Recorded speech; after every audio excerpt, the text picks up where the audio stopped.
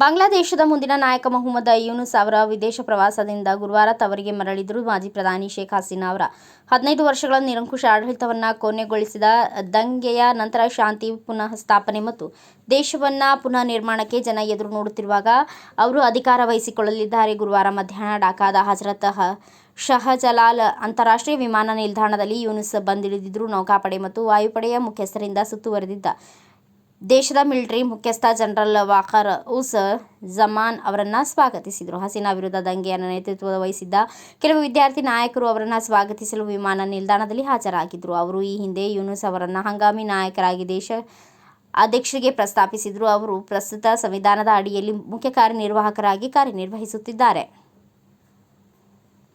ಒಲಿಂಪಿಕ್ಸ್ನಲ್ಲಿ ಪಾಲ್ಗೊಳ್ಳುತ್ತಿದ್ದ ಪ್ಯಾರಿಸ್ನಿಂದ ಹೊರಡುವ ಮೊದಲು ದೇಶ ಭವಿಷ್ಯದ ಬಗ್ಗೆ ಉದ್ವಿಗ್ನತೆಯ ನಡುವೆ ಬಾಂಗ್ಲಾದೇಶದಲ್ಲಿ ಶಾಂತಿಯುತವಾಗಿರಲು ಯೂನುಸ್ ಮನವಿ ಮಾಡಿದರು. ಜುಲೈ 15ರಿಂದ ವಾರಗಳ ಅವಧಿಯಲ್ಲಿ ಬಾಂಗ್ಲಾದೇಶದಲ್ಲಿ ಹಿಂಸಾಚಾರದಲ್ಲಿ 300ಕ್ಕೂ ಹೆಚ್ಚು ಜನರು ಸಾವನ್ನಪ್ಪಿದ್ದಾರೆ.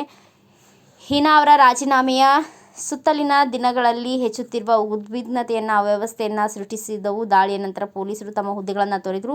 ಹತ್ತಾರು ಅಧಿಕಾರಿಗಳು ಕೊಲ್ಲಲ್ಪಟ್ಟರು. ಪೊಲೀಸರು ದೇಶದಾದ್ಯಂತ ಕೆಲಸ ಮಾಡುವುದನ್ನು ನಿಲ್ಲಿಸುವಂತೆ ಪ್ರೇರೇಪಿಸಿದರು. ತಮ್ಮ ಸುರಕ್ಷತೆಯನ್ನು ಖಾತ್ರಿಪಡಿಸಿದ ಹೊರತು ಹಿಂತಿರುಗುವುದಿಲ್ಲ ಎಂದು ಅವರು ಬೆದರಿಕೆ ಹಾಕಿದರು. ಬಂದೂಕುಗಳ ಲೂಟಿಯ ಬಗ್ಗೆ ಸ್ಥಳೀಯ ಮಾಧ್ಯಮಗಳಲ್ಲಿ ವರದಿಯಾಗಿದೆ.